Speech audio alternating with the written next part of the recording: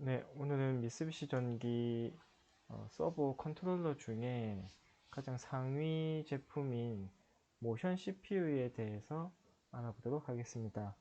먼저 오늘은 설정에 관련해서 설명을 드리고요. 그 다음에는 지난번 심플 모션 때처럼 프로그램 편으로 해서 설정 편, 프로그램 편 이렇게 두 개로 나눠서 좀 설명을 드리겠습니다. 번외로 뭐 따로 뭐 디버깅 하는 방법이라든지 뭐 모니터링 하는 방법, 시뮬레이션 툴 뭐 이런 것들에 대해서도 별도로 또 설명을 드리도록 하겠습니다. 자, 먼저 모션 CPU의 구성부터 좀 보겠습니다.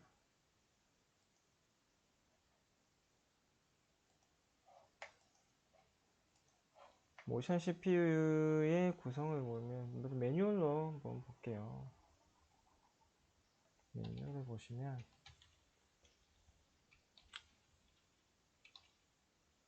보시는 것처럼 시스템 구성이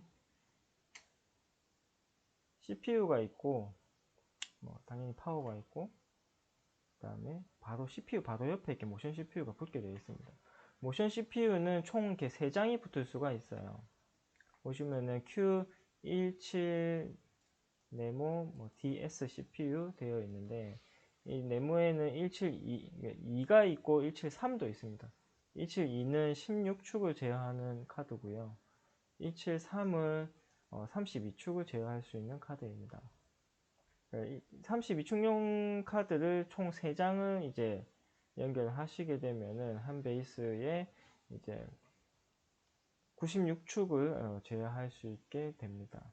최근에 나온 R 시리즈의 모션 CPU는 한 카드에 64축까지도 제어할 수 있는 일단 모션 CPU가 있고 또 뭐 그 뒤에 또 J5라고 하는 제품 중에는 뭐 한 카드에 256충도 나오긴 했습니다만 아직까지 뭐 국내에 사용은 안 되고 있는 것으로 알고 있습니다. 그 다음에 보시면은 베이스를 보시면은 보통 일반적으로 가장 많이 사는 Q38 뭐 B 보통 그냥 B만 붙거든요. 근데 이거는 보시면 이제 D가 붙어요. 그 다음에 CPU도 보시면은 QNUD 시리즈의 CPU를 사용하셔야 됩니다. 차이가 뭐냐면 이 CPU가 이 CPU를 이렇게 여러 개 연결하는 걸 멀티 CPU 시스템이라고 얘기를 하는데 멀티 CPU 시스템을 사용을 해서 CPU 간 고속 통신을 할 수 있냐 없냐의 차이입니다. 그거 말고도 뭐 다른 차이도 뭐 있을 수 있는데 그냥 대표적인 큰 차이가 그겁니다. CPU가 고속 통신이 가능한. 그래서 이 베이스를 D가 붙은 베이스를 사용하셔야 되고 CPU도 QNUD 시리즈를 사용하셔야 됩니다. 이전 시리즈의 모션 CPU 같으면은 또 뭐 이게 아닌 D가 안 붙은 이제 시리즈를 사용하는 예전에 J3 때 CPU라든지 뭐 J2S 시절 CPU라든지 그런 거는 보면 또 D가 안 붙은 걸 사용하시게 돼요. 그래서 간단하게 제가 이 차이점을 좀 설명을 해 놓은 게 있는데 보시면은 뭐 예전 J2S 시리즈, J3 시리즈, 뭐 J4, 지금은 J5도 있습니다만 보시는 것처럼 여기 연결되는 상위 컨트롤러가 뭐 어떤 게 연결이 되느냐, 그 다음에 컨트롤러별 차이도 보시면은 Q17 네모 CPU가 있고 17 네모 H CPU, 이게 J3 때 사용하던 CPU고, 그 다음 Q17 네모 D CPU, 이것도 J3 때 CPU인데 고속통신을 이제 그때 이제 지원하기 시작한 게 이제 D CPU입니다. 그 다음에 요즘 이제 가장 많이 사용하고 있는 게 DS CPU. 요거는 J4가 나오면서 같이 나왔던 모션 CPU가 되고요. J3도 사용할 수도 있습니다. 뭐 나중에 제가 설정하면서 따로 좀 설명을 드리도록 하고, 거의 대부분 지금은 J4를 사용하시니까 이 CPU랑 이렇게 조합을 사용한다고 생각하시면 됩니다. 이 파일은 제가 나중에 블로그에 따로 파일을 올려놓을게요. 자, 소프트웨어는 어떤 거를 사용을 하냐면 보시면은 요 MT 디벨로퍼, 그 다음에 GXWorks 그대로 뭐 레더 프로그램 하는 프로그램, 요거 MT 디벨로퍼가 모션 CPU를 설정하는 툴이고, GX웍스는 뭐 기존의 PLC 프로그램이 되겠습니다. 구성을 다시 잠깐만 더 볼게요. 그 뒤에 이 모션 CPU 뒤쪽으로 보면은 일반적인 카드들이 붙을 수 있고, 그 다음에 모션에서 사용하는 여러가지 옵션 카드들을 붙일 수도 있습니다. 보시면은 가장 대표적으로 이제 사용하는 게 뭐 DLX, DEX, 뭐 DPX 요 세 종류인데, DLX는 외부 입력 신호, 그러니까 상하 리미트 센서라든지 스톱 신호, 도구 신호 같은 것을 받아들이기 위한 카드고, 근데 이걸 안 써도 상관은 없습니다. 안 쓰셔도 서버 앰프에 있는 단자를 통해서 이 신호들은 다 받아들이실 수가 있습니다. 그 다음에 DEX는 외부 동기 엔코더, 시리얼 ABS 동기 엔코더를 사용을 할 때 사용하는 카드고요. 동기 제어를 위한 카드입니다. DPX는 수동 펄서, MPG를 연결하기 위한, 그 다음에 수동 펄스 역할도 될 수도 있고, 동기 엔코더를 펄스 타입의 동기 엔코더를 사용할 때 이 카드를 사용을 합니다. 근데 이 세 개 다 기존 요즘 거의 잘 사용을 안 합니다. 보통 그냥 모션 CPU 하나, CPU 하나, 이게 가장 기본의 구성이고요. 그 다음에 보시면은 이 노트북을 연결하는 거는 보시면 이렇게 USB로 모션 CPU에 직접 연결하는 게 아니라 CPU에 단자에 있는 모션 CPU를 통해 가지고 이 모션 CPU에도 접속을 하게 되어 있습니다. 그리고 보면은 모션 CPU에 보면 여기 이더넷 포트가 하나 있거든요. 이 이더넷 포트를 통해서 다이렉트로 그 노트북에 연결하실 수도 있고, 그 다음에 뭐 터치도 연결하실 수도 있고 그렇습니다. 자, 그러면 기본적인 세팅으로 일단은 들어가 보겠습니다. 자, 먼저 MT 디벨로퍼를 먼저 실행을 시킬게요.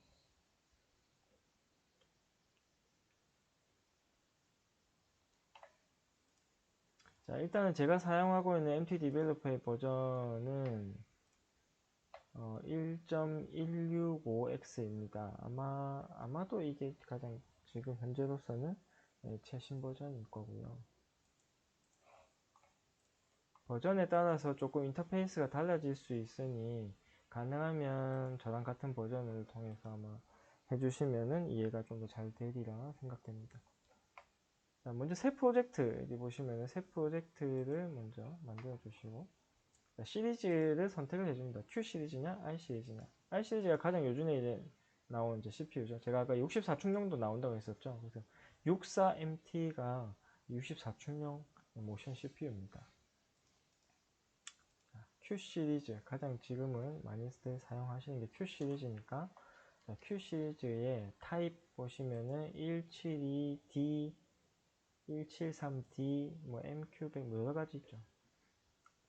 그 차이점들은 아까 제 표를 통해서 한번 보시면 되고, 가장 많이 지금 사용하는 게 이제 DS CPU입니다. 172는 16축용, 173은 32축용. 그래서 173, 172로 해볼게요. 172로 하고, 그 밑에 보시면은 OS 타입이라는 게 있습니다. 이 모션 CPU는 OS를 설치를 해줘야 돼요. 우리가 노트북을 사면 뭐 윈도우를 깔든지 뭐 리눅스를 깔든지 뭐 여러 가지 OS를 깔지 않습니까? 그와 마찬가지로 이 모션 CPU라는 애는 OS를 어떤 것을 설치하느냐에 따라서 기능이 달라집니다. 성능이 달라진다기보다는 기능이 달라집니다. 보시면은 대표적 중에 두 개가 딱 두 개 있습니다. 1, 3, 2, 2.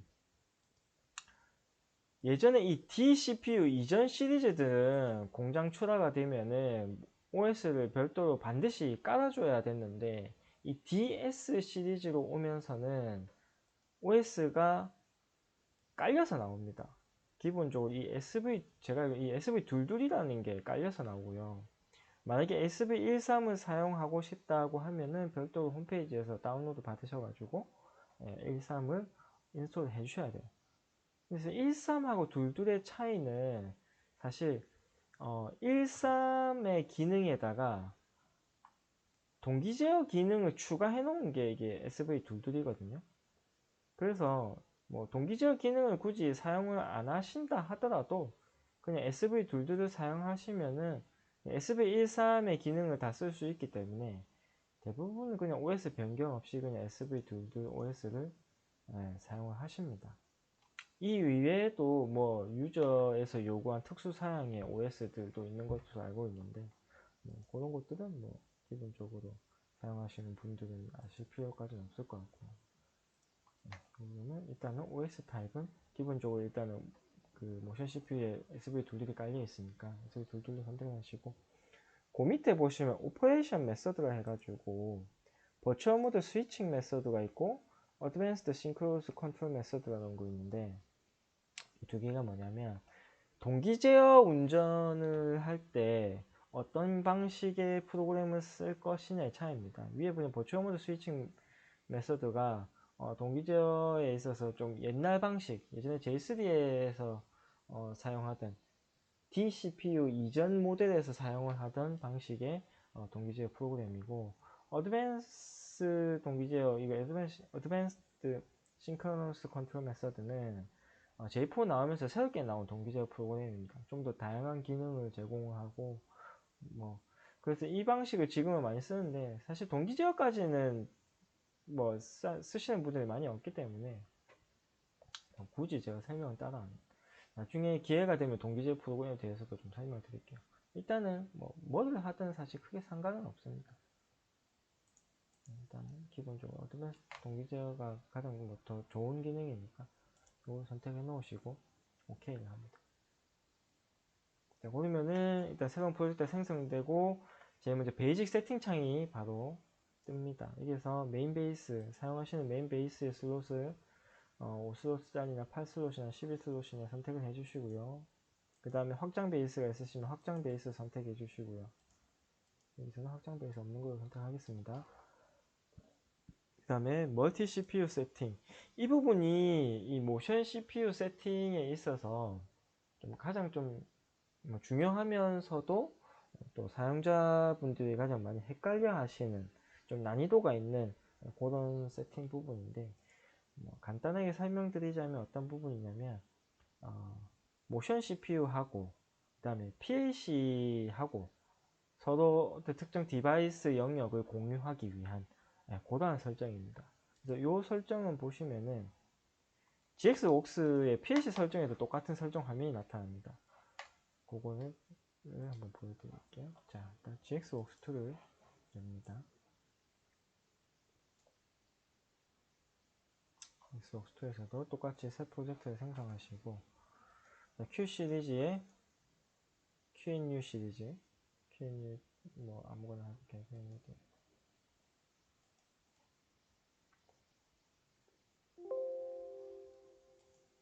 자, 이 상태에서 PLC 파라미터를 들어가시면은 멀티 CPU 세팅이라는 게 있습니다. 자, 보통은 일반적으로는 CPU가 한 개이기 때문에 PLC CPU도 한 개만 꼽히니까 한 개인데 멀티 CPU에서 이제 모션 CPU랑 합쳐서 이제 두 개가 되기 때문에 CPU를 두 개를 선택을 하게 됩니다. 그러면 이제 멀티 CPU 설정이 보시는 것처럼 이렇게 활성화가 되고 아까 보셨던 화면이랑 비슷하죠? MT 디벨로퍼의 화면이랑. 자, 요거 이 설정에 대해서 상관관계에 대해서 좀 설명드릴게요. 자, 보시면 자, 이 리프레시 세팅에 보시면은 리시브가 있고 샌드가 있습니다. 자, 리시브 선택해 보시면은 여기 안에도 보면은 리시브 샌드 똑같아요. 여기 샌드 누르면은 여기 샌드가 열리는 거고 여기서 리시브를 바꾸면 또 리시브 똑같은 겁니다. 리시브. 말 그대로 받는 영역이에요. 지금 MT 디벨로퍼에서 설정하는 화면이니까 모션 CPU 입장에서 받는 영역을 설정을 하는 겁니다.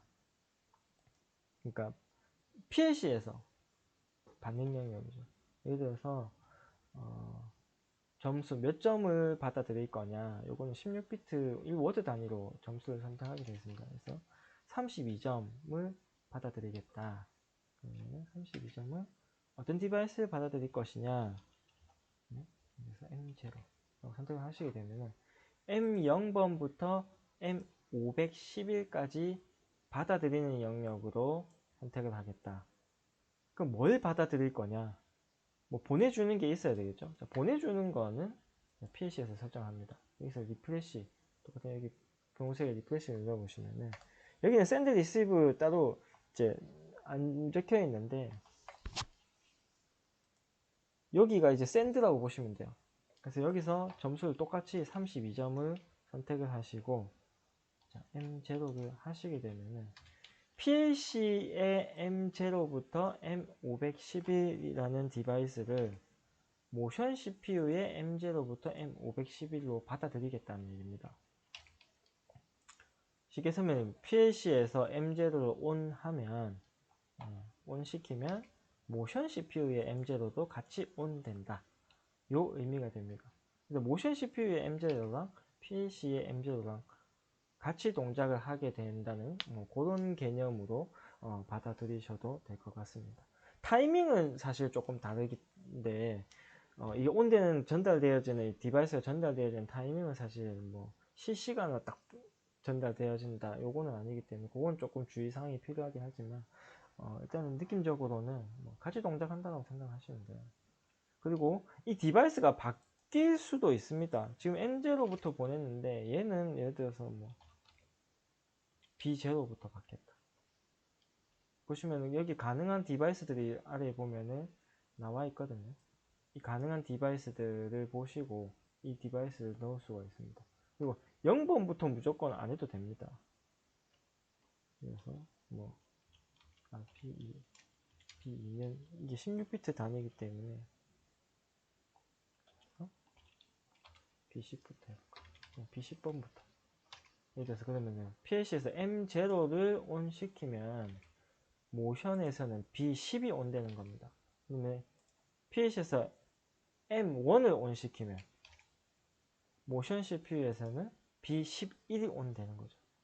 그래서 보통 대부분의 이 설정들을 열어보시면 이렇게 디바이스들을 아마 똑같이 설정되어 있는 걸 보실 수 있으실 거예요. 다른 뭐 프로그램 설정 뭐 만들어 놓은 프로그램 보신다면 저도 보통 이제 교육을 하게 되면은 똑같이 설정하라고 보통 얘기를 많이 하거든요. 그래야 안 헷갈리기 때문에. 근데 사용자에 따라서는 이걸 다르게 세팅을 할 수 있다는 거를 유념하시고요. 자, 지금 제가 비트를 주고받았잖아요. 워드도 받을 수 있습니다. 그래서 100개를 받겠다. 그리고 D 2000번부터 받겠다. 제가 왜 D 2000번부터 받겠다라고 하냐면 이거는 디바이스 영역에 있어서 D 영역이 보시면은 2000번부터 얘가 사용자 영역이거든요. 나머지 시스템 영역이라서 그거는 이 디바이스 영역에 대해서는 제가 별도로 또 한번 설명을 드릴게요. 지금 좀 이따 별도로 설명을 드릴게요. 어쨌든 D 2000번으로 받겠다라고 보내는 것도 똑같이 100. 이 보내는 점수 받는 점수 요거는 무조건 같아야 됩니다. 32점을 보냈으면 32점을 받아야 돼요. 100점을 보냈으면 100개를 받아야 돼요. 이건 무조건 같아야 됩니다.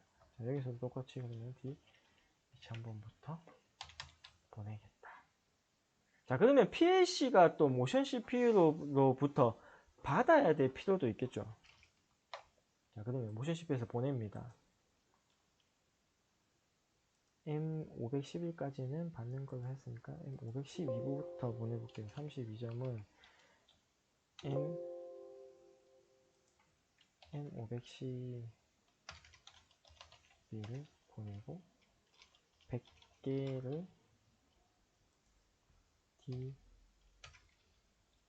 2100번을 보내겠다. 이걸 똑같이 또 모션 CPU에서 PLC CPU에서 받겠다라고 설정하시면 이렇게 됩니다. 그러면은 모션 CPU에서 M512를 온 시키면 PLC의 M512가 온 되고 또 모션 CPU의 D2100번의 어떤 값을 넣게 되면 PLC의 D2100번의 같은 값이 올라온다. 이렇게 생각하시면 됩니다. 이게 기본적으로 이 리프레시, 자동 리프레시 세팅, 멀티 CPU 세팅의 중요한 부분이고요. 그러면 이거를 세팅하지 않고서는 PLC와 모션 CPU 간의 어떤 데이터를 주고받고를 못하느냐? 그건 아닙니다. 요거를 사용하지 않더라도 제가 아까 이 DCPU라고 하는 그다음 베이스 DB를 사용하는 게 멀티 CPU 간 고속 통신을 사용할 수 있다라고 설명을 드렸는데 그 멀티 CPU 간 고속 통신이라는 이 디바이스가 있습니다.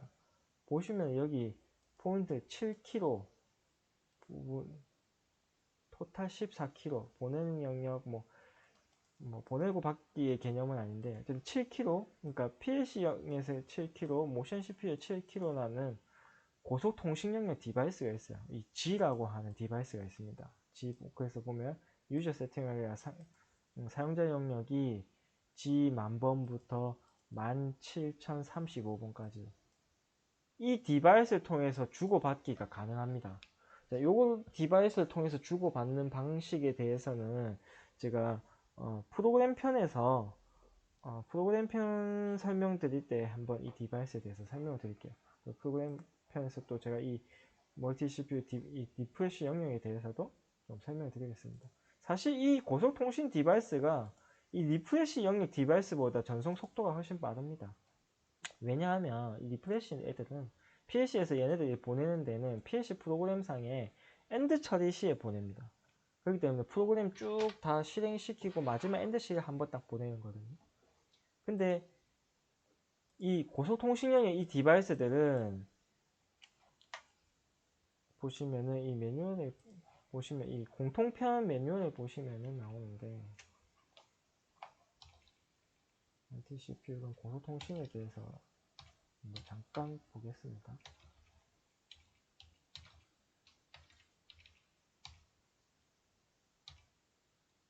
멀티 CPU가 고속통신.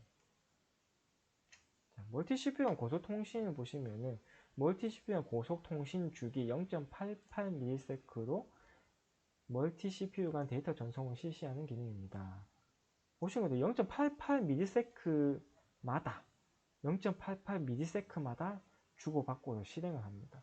그렇기 때문에 이 리프레시 영역은 아까 엔드 처리 시에 보낸다고 했잖아요. 그렇게 되면 그 레더 프로그램이 많아지고 프로그램이 길어지면 길어질수록 데이터 주고받는 시간이 늘어납니다. 타이밍이 늘어난다는 얘기죠. 그리고 타이밍이 또 변한다는 얘기입니다. 주고받는 타이밍이. 그래서 굉장히 민감한 설비들, 빠른 동작을 요구하고 인터롭 간의 어떤 시간적인 어떤 타이밍이 굉장히 중요한 설비들은 이 개념을 잘 사용을 하셔야 돼요. 그래서 이 개념을 잘못 이해하고 사용했다가는 프로그램이 꼬입니다. 디바이스를 분명히 PLC에서 보냈다라고 생각하고 실행을 시켰는데 그 값이 보내지지 않은 채 모션 CPU에서 어떤 프로그램이 실행이 된다든지 그런 문제가 종종 발생을 합니다. 이 부분은 굉장히 조금 고난이도의 이해가 필요한 부분이니 가능하시면 이 매뉴얼을 한번 정독을 한번 이 모션 CPU 매뉴얼도 여러 종류가 있어서 공통편 매뉴얼을 보시면 이 멀티 CPU 통신에 대해서 나오거든요. 이걸 한번 쭉 한번 정독해서 한번 읽어보시고 하시는 것도 추천을 드립니다. 사실 매뉴얼 읽어보셔도 처음에는 무슨 소리인지 잘 이해 안 되실 거예요. 하지만 어쨌든 한번 읽어보고 또 하는 거하고 안 읽고 뭐 무턱대고 하는 거하고는 좀 다르기 때문에 일단 읽어보시는 걸 추천드리고요. 자, 멀티 CPU는 제가 일단은 여기서 잠깐 넘어가고 그 다음에 이 시스템 베이직 세팅 들어가시면은 오퍼레이션 사이클 그러니까 오퍼레이션 그 주기를 설정하는 건데 그냥 디폴트 세팅 해 놓으시면 지가 알아서 그 뭐 사용하는 축 수라든지 이런 거에 따라서 변화를 줍니다. 뭐 빠를수록 좋기는 좋은데 이게 축이 많은데 이게 빠르게 설정해 놓으면 에러가 떠요. 그렇기 때문에 그냥 디폴트 해 놓으시면 되고요. 중요한 것만 제가 설명을 좀 드릴게요. SSC는 세팅 보시면은 심플 모션 세팅 때도 제가 설명드렸던 SSC는 3H가 있고 그 다음에 그냥 3가 있습니다. 그냥 3는 J3랑 접속하기 위한 통신이고 3H가 J4랑 접속합니다. CPU 네임 세팅, 라벨 코멘트, CPU 라벨 코멘트 이거 설정할 게 없겠죠. 그 다음에 그 앞에 있는 이전의 포트에 대한 설정 부분이고요. 자, 여기까지 설정하면 일단 OK를 눌러줍니다. 그럼 심플 모션에서도 보셨던 것처럼 이런 그림이 나오는 시스템 컨피그레이션 화면이 나옵니다. 자, 여기서 이 베이스에 보시면 이 칸칸이 있는데, 아까 제가 시스템 구성에 옵션 카드들이 있다고 말씀을 드렸잖아요. 그래서 이 모션 CPU에서 사용할 옵션 카드를 여기서 이렇게 칸마다 이렇게 더블 클릭을 하시면은 옵션 카드를 꽂을 수가 있습니다. 그래서 옵션 카드를 만약에 사용하신다면 여기서 설정을 해주셔야 되고요. 여기서 설정을 하면 끝나는 게 아니라 여기에서 여기다가 아까 제가 동기 엔코더를 사용하는 QHDEX 이 DEX 카드는 네 번째 슬롯 모션 CPU 뒤에 보면은 이렇게 두 번째 슬롯까지 보면 설정이 안 되죠. 세 번째 슬롯부터 이렇게 설정할 수가 있습니다. 예를 들어서 세 번째 슬롯에 DEX를 사용한다고 설정을 했어요. 디테일 세팅 보시면 여기에 이제 매뉴얼 펄스 동기 엔코더를 뭐를 쓴다 이런 거 선택하는 게 그냥 오케이 해가지고 여기에 접속을 하셨으면 이 PLC에서도 IO 어사이먼트 들어가시고 디테일 세팅 들어가시고 모션 CPU 뒤에 있는 요 슬롯이죠. 요 슬롯에 컨트롤 PLC를 넘버 2로 반드시 이걸 해주셔야 됩니다. 요거 모르고 헤매시는 분 굉장히 많거든요. 요거 안 해주시면은 멀티 CPU 에러가 떠서 기동조차 안 합니다. 요거 반드시 설정해 주셔야 돼요.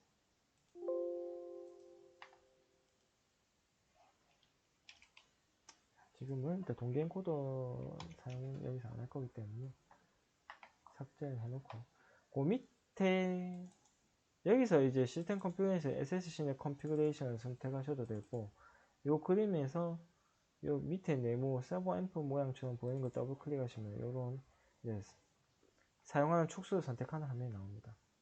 음영 처리되어 있는 것들은 사용 안 하는 축들이고 여기서 더블 클릭을 하시면은 사용할 서버 앰프를 선택하게 되어 있습니다. 가장 많이 사용하시는 J4 B타입 선택하시고 앰프 모드 풀크루즈나 미니나 DD냐 가장 많이 일반적인 게 스탠다드죠. 스탠다드고 심플 모션 때와 살짝 조금 다른 게 뭐냐면은 심플 모션은 이 D01번 우리 서버 앰프 뚜껑 열면은 이게 로타리 스위치가 있어가지고 9번을 선택하게 되는데 이게 9번이거든요. 이 D01이라는 이 9번이 심플 모션에서 무조건 9번이 축 번호였어요. 01이 1축, 02가 2축, 03이 3축. 근데 모션 CPU에서는 01번의 축 번호를 바꿀 수가 있습니다. D01을 축 번호는 4축으로 할 거야. 1축으로 할 거야. 축 번호를 바꿀 수가 있습니다. 근데 어쨌든 헷갈리는 경우가 많이 있기 때문에 그냥 일반적으로는 그냥 1번 축으로 많이 하고 그 다음에 축에다가 라벨을 넣을 수가 있습니다. 예를 들어서 X축 여기 나중에 프로그램 할 때도 이걸 쓸 수가 있거든요. 좀 띄어쓰기 때문에 X축 응? 이것도 사용 못하네. 그러면 X 시라고 합시다. 그 다음에 그냥 2번 축이고 Y 이런 식으로 라벨을 넣어주실 수가 있습니다. 그래서 사용하는 축수가 여러 개 되면은 이렇게 여러 개 선택을 하시면 되고요. 모션 심플 모션 때와 마찬가지로 카피해서 붙여 넣기도 가능합니다. 그 다음에 엑시스 라벨 가시면 여기 뭐 라벨 아까 넣었던 거 들어가 있죠. 옵셔널 데이터 모니터는 뭐냐면 이제 심플 모션 때도 제일 그 설정창이 제일 아래쪽에 보면 있었는데 그거는 같은 기능인데 보시면 서버 앰프의 여러 가지 모니터링 값들을 특정 디바이스로 받아오기 위한 겁니다.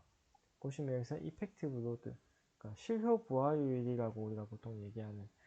그래서 보통 유저 쪽에서 이제 부하율을 뭐 터치 패널 상에 모니터링 하고 싶다, 뭐 PLC로 받아 올라오고 싶다, 그런 경우 이제 여기서 설정을 해주셔야 돼요. 예를 들어서 이펙티브 로드 레이션, 실효 부하율을 예를 들어서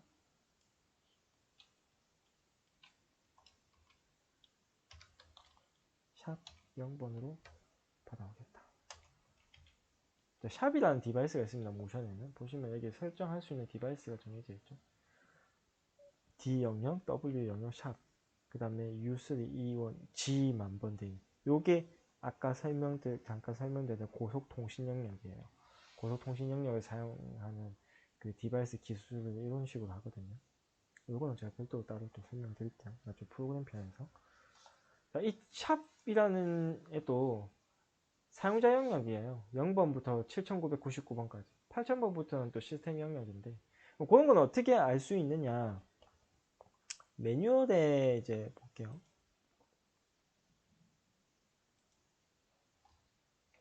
매뉴얼 보시면,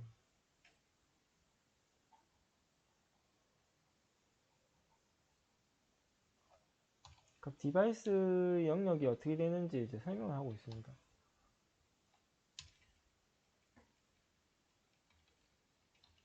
매뉴얼이 하도 많아가지고 아마 좀 헷갈리실 거예요. 이게 공통편이어서 안 나오고. 모션 CPU 매뉴얼 보시면은 이렇게 종류가 굉장히 많습니다. 각각의 내용에 대해서는 이 모션 SFC는 모션 SFC 그 프로그램 그 블럭으로 이렇게 쌓여있는 그 프로그램에 대해서 설명하고 있고, 가상 모드라는 게 아까 제가 버추어 모드 스위칭 메서드라는 게 있고 어드밴스드 동기 제어 모드가 있고 했었잖아요. 그 중에서 버추어 모드 스위칭, 그거를 그 프로그램에 해당하는 이제 설명인 거고, 공통편이 제가 방금 열어놓은 거, 이 공통편이 멀티 CPU가 뭐 통신이라든지 이런 거 설정에 대해서 보통 설명하고 있고, 리얼 모드가 서버 동작 우리 보면은 뭐 보관 제어가 어떤 거고 뭐 이런 거 있죠. 뭐 그런 거 설명을 하고 있는 거고, 사용자 매뉴얼과 하드웨어 설명이라고 생각하시면 됩니다. 사용자 매뉴얼. 그 다음에 어드밴스 동기 제어가 아까 그 가상 모드, 버추어 모드, 스위치 모드랑 따로 있는 어드밴스 동기 제어에 대해서 설명하고 있는 겁니다. 자, 그럼 리얼 모드로 볼게요. 리얼 모드에 보면은 디바이스 내용이 좀 나와 있습니다. 다른 것들도 디바이스 내용이 나와 있는 부분이 있는데, 뭐 어느 매뉴얼을 참고하셔도 뭐 크게 상관없습니다. 보시면 자, 내부 릴레이 뭐 M0부터 M2000번 뭐 이렇게 나오죠. 시스템 영역이고 어디서부터 어디까지는 보면 사용자 디바이스고, 이게 또 OS에 뭘 쓰느냐에 따라 다릅니다. SV13일 때, SV22일 때. 그 다음에 샵 영역 보시면은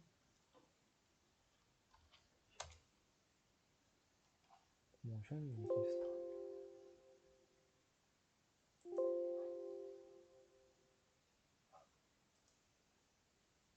모션 레지스터 샵 보시면은 샵 8000번부터 보시면은 이게 사용자 영역이 아니라 시스템 영역이죠. 뭐 서브 앰프 타일 모터 전류 이런 거. 근데 샵 0번부터는 보시면은 0번부터는 이게 사용자 영역입니다.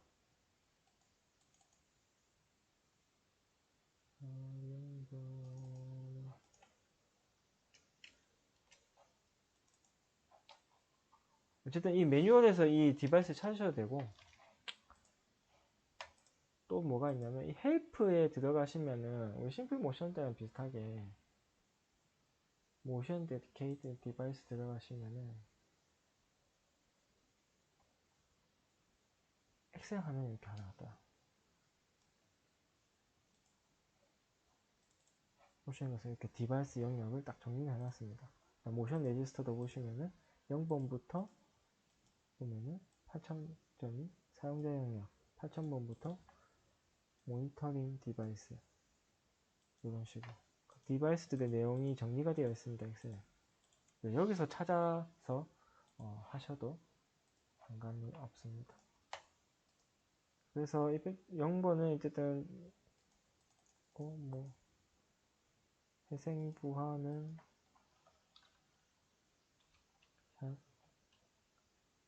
1번으로 받고, 피크 부하는 2번으로 받고, 이런 식으로 총 6개까지, 각 축마다 6개까지 설정을 하실 수가 있습니다. 자, 요거를 또 별도로 나중에 이제 뭐 PLC로 받아 오려면은 사실 프로그램상에 조금 프로그램을 할 필요가 있습니다. 근데 프로그램을 안 하고 받아오고 싶다. 그러면은 리프레시 영역을 사용을 이제 하셔야 돼요. 그래서 지금 아까 리프레시 영역에 보시면은 샌드 영역, 보내 영역이 보시면 2100번부터잖아요. D2100번이라고 하시게 되면 이 D2100번에 1번 축에 실효 부하가 들어가고, 이 D2100번은 PLC 2100번으로 넘어오게 됩니다. 그럼 PLC에서 2100번을 모니터링 하시게 되면은 1번 축에 실효 부하를 볼 수 있게 되는 거죠.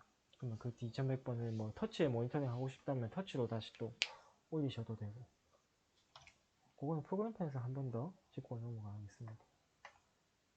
그 다음에 요 밑에 뭐 조금 이 여러 가지 있는 것들은 주로 사용하지 않는 것들이라서 좀 설명도 굉장히 좀 복잡한 부분이고 해서 넘어갈게요. 이 부분은 크게 중요하지 않습니다. 서버 데이터 세팅 부분 볼게요. 서버 데이터 세팅 부분이 심플 모션에서 그 서버 데이터 세팅하는 부분이랑 거의 같습니다. 보시면은 여기 전자기업이 세팅, 먼저 단위, 미리 단위로 하겠다, 한 바퀴 펄스 수, 보이실 수도 있겠다.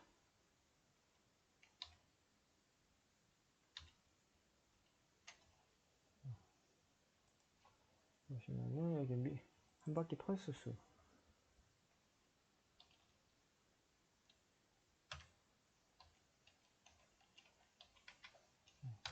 전자기업이 설정 부분은 심플 모션과 같습니다.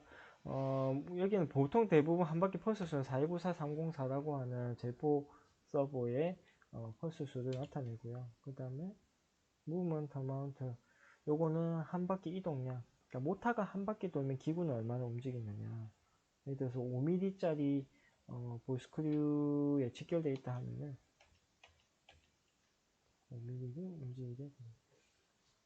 여기서 심플 모션 때랑 마찬가지로 여기 땡땡땡 되어 있는 버튼을 누르시게 되면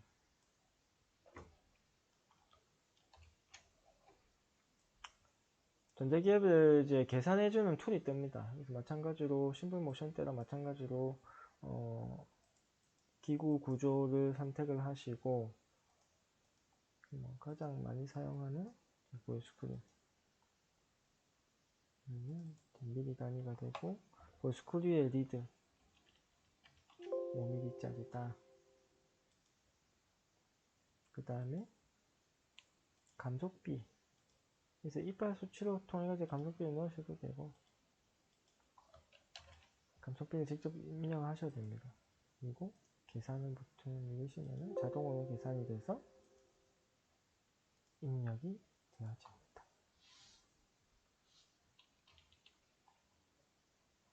그 다음에 백러시, 요거는 뭐 감속기 같은 백러시 있을 때 집어넣는데 사실 뭐 잘 안 집어넣습니다. 어퍼 스트로크 리미트, 로어 스트로크 리미트, 요건 소프트웨어 스트로크 리미트입니다. 소프트웨어적으로 상한, 하한 치를 이제 정해주기 위해서 있는 겁니다. 심플 모션 때랑 마찬가지로 상한, 하한 값을 이렇게 똑같이 설정을 하시게 되면 그냥 이제 소프트웨어 리미트는 이제 무효가 됩니다. 다음에 자 밑에 보시면은 HPR 디렉션 이거 여기서부터 홈 포지션 그러니까 원점 복귀 관련된 이제 파라미터입니다. 원점 복귀 방향 HPR 디렉션 원점 복귀 방향 그다음 HPR 메서드 이거는 원점 복귀 방식. 심플 모션 때보다 원점 복귀 방식이 굉장히 많죠. 종류가 굉장히 많습니다. 각 종류에 대해서는 그 리얼 모드 매뉴얼을 참고하시면은 이 각각 종류의 방식이 어떤 건지를 설명하고 있습니다. 거기서 설명을 보시고 선택을 하시면 되고 저는 가장 많이 사용하는 게 좋아하는 게 이제 카운트 투 메서드. 그다음에 홈 포지션 어드레스 홈의 위치 홈의 위치를 얼마나 할 거냐. 이 심플 모션하고 조금 다르게 보시면은 여기 홈 포지션에 땡땡땡 있죠. 디바이스 세팅이라는 게 뜹니다. 뭐냐면 이 디바이스를 뭐를 하나 정해놓고 D100이라는 값을 정해놓고 이 워드 디바이스에 넣어 있는 값으로 이 홈 포지션 어드레스를 세팅하겠다. 이런 식으로 얘를 디바이스로 이제 간접 지정을 할 수가 있습니다. 보통 근데 뭐 홈 포지션 0이라서 뭐 이렇게까지 하고 다른 것들도 보면 이렇게 간접 지정이 가능한 값들이 있어요. 간접 지정이 가능하다는 거 참고하시고 홈 포지션 스피드 적당한 값을 넣고 크리프 스피드도 홈 포지션 속도보다는 조금 느린 속도로 보통 설정을 하죠. 크리프 스피드. 파라미터 블럭 세팅. 이 파라미터 블럭이라고 하는 거는 뭐냐면 심플 모션 때는 보면 우리 가감속 시간을 가감속 0번, 1번, 2번, 3번 이런 걸로 해가지고 가감속을 선택하게 돼 있었던 거 아마 뭐 교육 이 동영상 보신 분은 아마 아실 거예요. 그래서 이 파라미터 블럭이라는 것도 결국에는 가감속 시간과 좀 관련이 있습니다. 왼쪽에 보시면은 여기 파라미터 블럭이라고 있어요. 파라미터 블럭 들어가 보시면 1번부터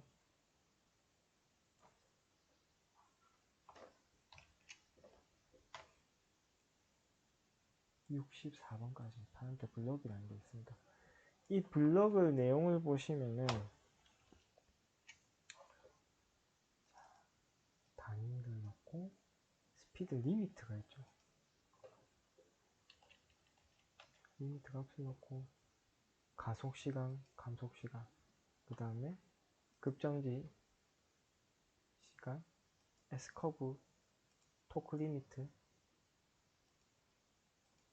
여러 가지 값들이 여기에 보면 이렇게 나와 있습니다.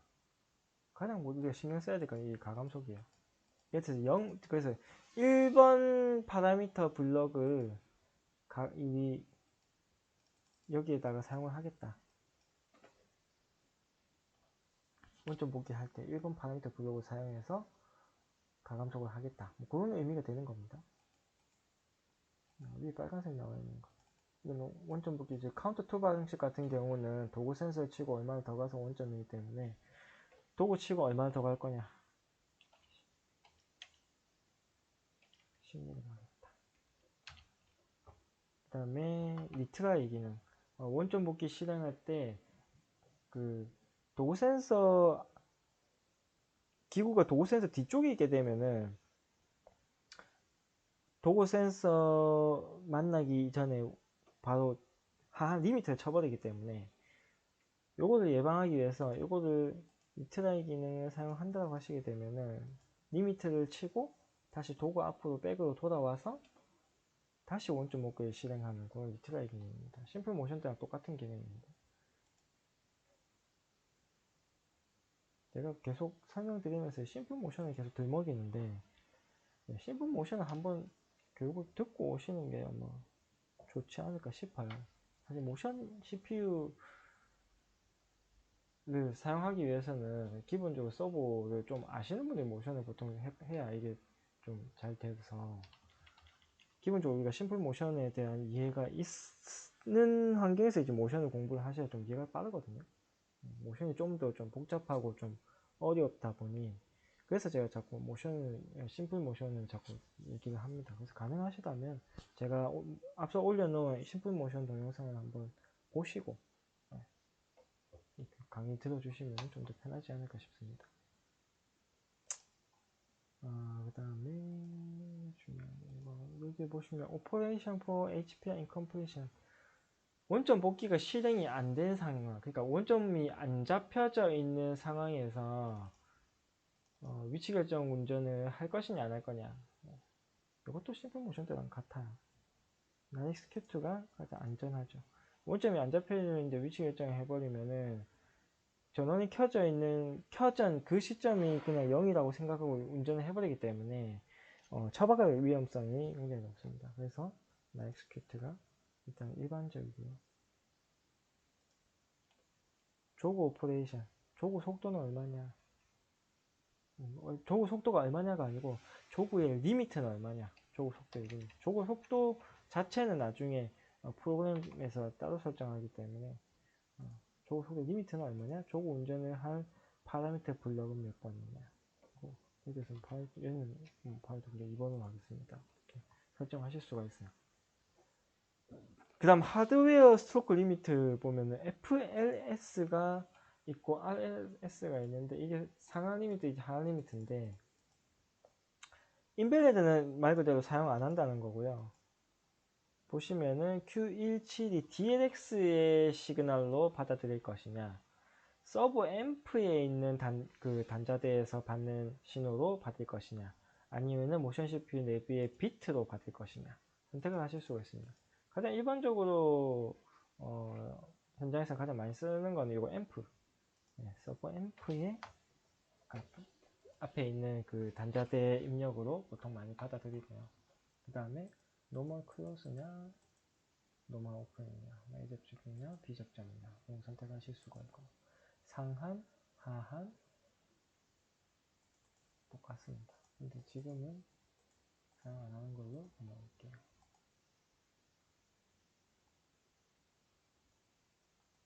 도구 센서까지도 마찬가지입니다. 그 밑에 여기 보시면은 확장 파라미터라고 되는 이 부분은 일반적인 위치 제어 사용하는 부분에 있어서는 제가 사용 안 하는 부분이라서 이 부분까지는 제가 설명을 넘어가도록 하겠습니다. 자, 여기까지 세팅을 하시고 얘도 카피 붙이기가 가능합니다. 각 축에 정보가 같다면 이렇게 그냥 붙여넣기 하시면은 쉽게 세팅이 가능합니다. 여기까지 요게 서버 데이터 세팅이었고요. 그 다음에 요 밑에 서버 파라미터. 서버 파라미터가 서버 앰프의 파라미터입니다. 이것도 심플 모션 때랑 같아요. 보시면 서버 파라미터를 선택하시게 되면은 이런 식으로 이 창 안에 그 MR 컨피그레이터를 실행했을 때의 서버 파라미터 화면이 이렇게 뜹니다.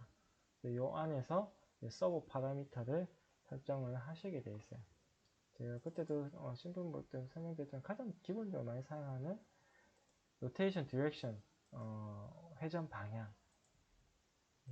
있고, 그 다음에 비상정지 쓴다 안 쓴다. 보통은 서버 앰프의 비상정지는 사용을 잘 안합니다. 디세이블을 가장 많이 합니다. 그 다음에 또 많이 쓰는 건 여기 컴포넌트 파츠 들어가시면은 회생 옵션, 그러니까 회생량이 많아가지고 회생 옵션을 추가로 장착하시게 되면 여기 회생 옵션을 선택해서 넣게 되어 있고요. 그 밑에 배터리 보시면은 Absolute Position Detection System, 이거 대부분 다 사용하십니다. Enable. 여기 배터리 장착해가지고 서버 앰프 아래쪽에 보시면 배터리 장착해가지고 전원 꺼져도 이제 위치값을 이제 현재 위치값을 유지시켜주는 그 기능을 사용을 한다 안 한다 거거든요. 그래서 Enable 보통 사용한다로 많이 하십니다. 그 다음에 엔코더 케이블. 엔코더 케이블이 제가 20m인가 10m인가 뭐 넘어가게 되면 4선식을 사용하게 되거든요. 그래서 2선식이나 4선식이나 선택을 해주시면 파라미터가 있고, 기본적으로 일단 요렇게만 파라미터 설정을 서버 앰프 쪽 파라미터는 하게 됩니다.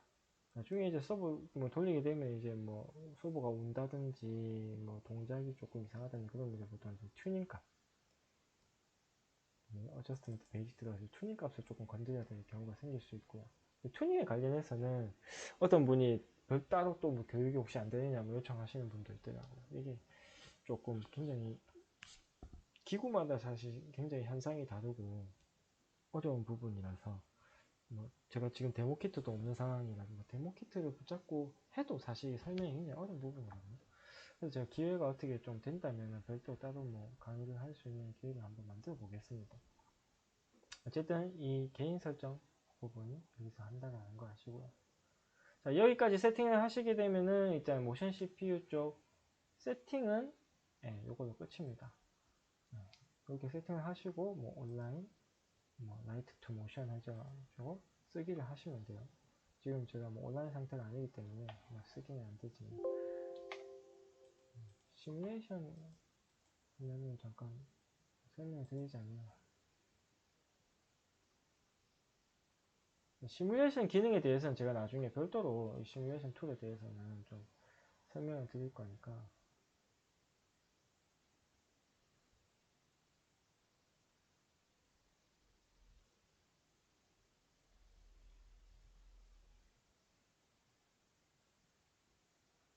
자, 이 모션 CPU는 그 라이트를 하실 때 주의하셔야 될 게 뭐가 있냐면 여기 보면 빨간색이죠. 여기 컨버전이 안 되거든요. 컨버팅을 반드시 해주셔야죠. 여기 보시면 여기 프로젝트 배치 체크 컨버전이라는 버튼이 있습니다. 이걸 한번 눌러주시면은 자체적으로 파라미터도 검색하고 이제 프로그램을 짰으면 그 프로그램 안에 이제 내용이 혹시 에러가 없는지 에러가 있으면 이런 식으로 아래쪽에 에러를 띄웁니다. 여기 보시면 좀 서버 데이터에 1번 중 홈 포지션 리턴 메서드, 홈 포지션 리턴 카운트 메서드 cannot be executed for the access which has not been set the 도구 시그널이 없이는 이거 안 된다. 너 도구 시그널 세팅 안 했잖아. 이거든요. 보시면 자 여기 도구 센터 인베리드 해놨잖아요. 이 카운터 투 메서드 사용 못한다는 에러 띄운 겁니다. 사용 못하죠. 그래서 데이터셋으로 바꿔보겠습니다.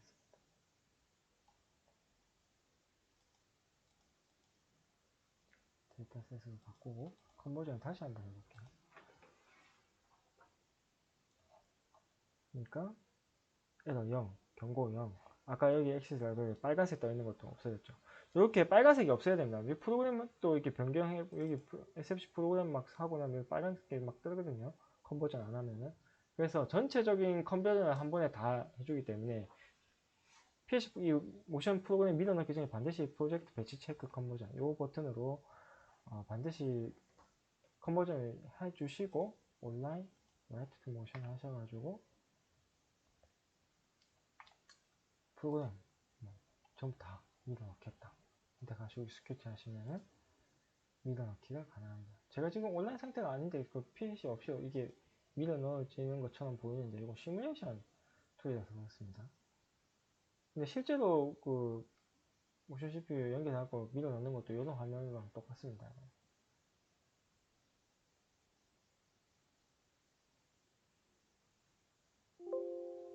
이렇게 밀어넣게 되면은 끝이 나게 됩니다. 이렇게 밀어넣고 PLC 프로그램도 똑같이 밀어넣고 PLC 이제 전원을 켜게 되면은 일단 이 멀티 CPU 세팅상에 이상이 없다면은 둘 다 런이 들어와야 됩니다. 에러가 안 뜨고. 보통 초반에 이게 에러가 뜨는 경우는 대부분 이 멀티 CPU 세팅 부분에 뭔가 잘못돼서 뜨는 에러거든요. 그래서 이 부분은 수정을 하실 필요가 있습니다. 자, 여기까지 모션 CPU의 세팅 부분에 대해서 설명을 드렸고요. 다음번 시간에는 이 SFC 프로그램, 그러니까 모션 CPU 실제로 운영하기 위한 프로그램에 대해서 알아보도록 하겠습니다. 수고하셨습니다.